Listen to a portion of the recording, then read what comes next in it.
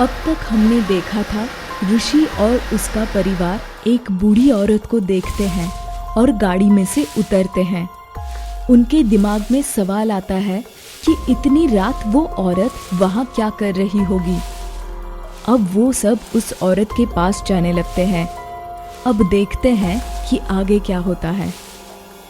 ऋषि और उसका परिवार उस औरत के पास आते हैं तो वो औरत अपना काम कर रही होती है।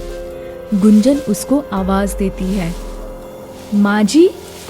वो औरत कुछ भी नहीं सुनती, बस अपना काम किए जाती है। गुंजन फिर से आवाज देती है, माँ जी, माँ जी। फिर भी वो औरत कुछ नहीं सुनती, बस अपना काम किए जा रही होती है। तो फिर ऋषि उस औरत के आगे खड़ा होता है। उसे देख वो औरत डर जाती है। कौन हो तुम? मैं ऋषि हूँ, यहाँ अपने परिवार के साथ घूमने आया हूँ। पर आप यहाँ इस वक्त अकेले क्या कर रही हो? कुछ नहीं, काम कर रही हूँ। सुबह होने को आई है ना, तो यहाँ बहुत लोग आते हैं, उनको नाश्ता देने का काम करती हूँ।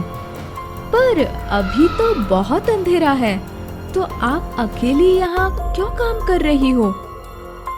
पेट के लिए करना पड़ता है बेटी। तो क्या आपको डर नहीं लगता है? किस बात का डर? कहीं यहाँ भूत भूत आ गया तो? बूढ़ी औरत हंसती है।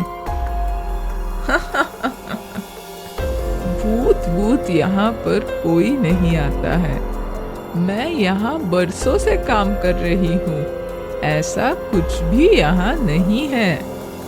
फिर वो आदमी जो बोल रहा था, क्या वो झूठ था? क्या बोल रहा था वो आदमी? यही कि यहाँ जाना अच्छा नहीं है।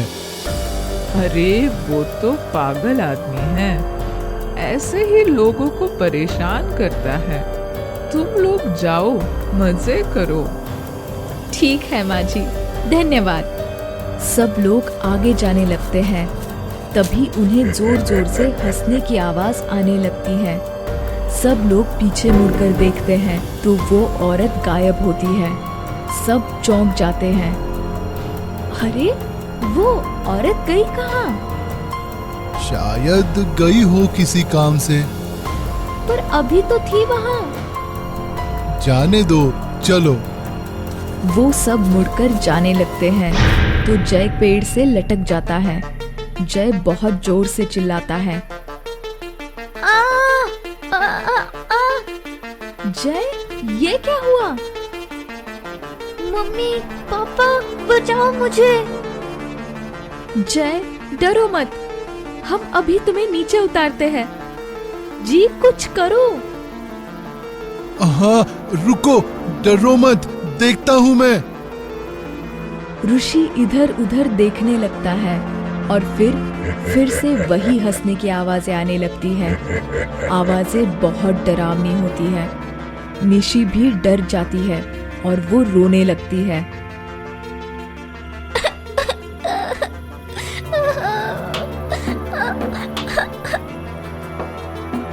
निशी रो मत, कुछ नहीं होगा।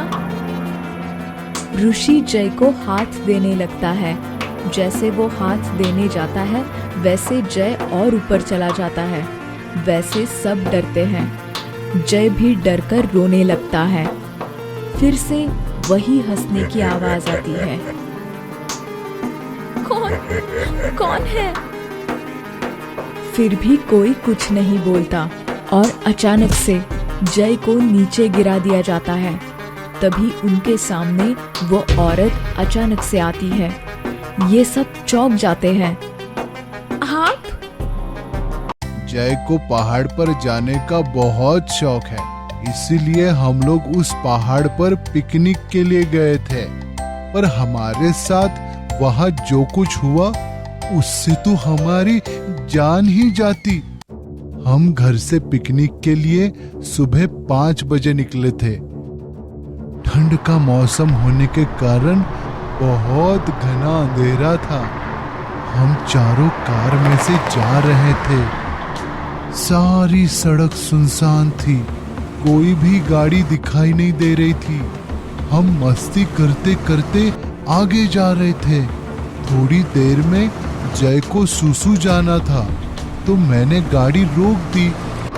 बहुत अंधेरा था, तो मैं और जय टॉर्च लेकर उतरे और जय सुसु करने लगा। उसकी सुसु पूरी हुई, उसने अपने पैंट की चैन लगाई और आगे देखा तो कोई अचानक से उसके सामने आया और वो बहुत डरावना था। जय बहुत जोर से चिल्लाया और मैंने भी उससे पीछे खींच लिया और हम दोनों दौड़ने लगे और बहुत तेजी से गाड़ी में आकर बैठ गए। क्या हो गया? तुम दोनों ऐसे दौड़ कर क्यों आए? पता नहीं कौन आदमी था, पर बहुत डरावना था। गुंजन और निशी हंसने लगती है। क्या तुम दोनों भी आदमी से डर कर आए हो? भैया तो है ही डरपोक, पर पापा आप भी? तू देखती ना उसे तो समझता तुझे, तू तो सुसु ही कर देती। मैं नहीं हूँ तुम जैसी डरपोक। सच में वो डरावना था। अच्छा जाने दो, होगा कोई। चलो चलते हैं। ऋषि जैसे गाड़ी चलाने जाता है, वैसे ही वो डरावना आदमी गाड़ी के आगे आता है। उसे देखकर सब डर जाते हैं। निकलो यहाँ से, चले जाओ, नहीं तो बचोगे नहीं। जाओ, चले जाओ, आगे मत जाओ। ऋषि चलो, गाड़ी स्टार्ट करो, वो डरकर भाग जाएगा। लगता है कोई पागल आदमी है। हाँ, लगता तो वैसे ही है। ऋषि गाड़ी स्टार्ट करता है और आगे जाने लगता है। वो आदमी हाथ ऊपर करके उन्हें रुकने का इशारा करता है, पर ऋषि गाड़ी चलाता है। फिर उस आदमी के एकदम नजदीक आता है, तो फिर वो आदमी गाड़ी के सामने से हट जाता है और ऋषि गाड़ी आगे ले चलता है और वो आदमी जोर से बोल रहा होता है, रुक जाओ, मत जाओ आगे, वरना बहुत बड़ी मुश्किल में पड़ जाओगी। मत जाओ। ऋषि आगे जाने लगता है। थोड़ी देर आगे जाता है तो फिर से वही आदमी उनके गाड़ी के सामने आता है। उसे देखकर सब चौंक जाते हैं। ये कैसे आया? आया होगा किसी और रास्ते से गाड़ी पर। अरे पर गाड़ी तो नहीं दिखाई दे रही। फिर आया होगा उड़ के। जाने दो ना, हमें क्या करना है, चलो तुम। हाँ ठीक है, चलता हूँ। ऋषि फिर से गाड़ी चलाना स्टार्ट करता है। उस आदमी के नजदीक आता है और फिर वो आदमी बाजू में होता है और ऋषि गाड़ी आगे लेकर जाता है। वो आदमी उन्हें रुकने के बहुत सारे इशारे करता है, पर ये लोग कुछ नहीं सुनते और चले जाते हैं। वो आदमी देखता रहता है और अपने सिर को हाथ लगाकर परेशान होकर कहता है, इन्हें पता भी नहीं ये किस मुसीबत की तरफ जा रहे हैं। थोड़ी दूर उन्हें रास्ते के बाजू एक टपरी दिख जाती है। वैसे टपरी की स्थिति कुछ अच्छी नहीं होती, पर वहाँ एक छोटा सा बल्ब जल रहा होता है, तो इन्हें लगता है शायद कोई हो उस टपरी में। ऋषि देखो, वहाँ शायद कोई होगा। हाँ देखते हैं, चलो। ऋषि गाड़ी रोकता है। सब गाड़ी से उतरते हैं। उन्हें एक बूढ़ी औरत दिखती है।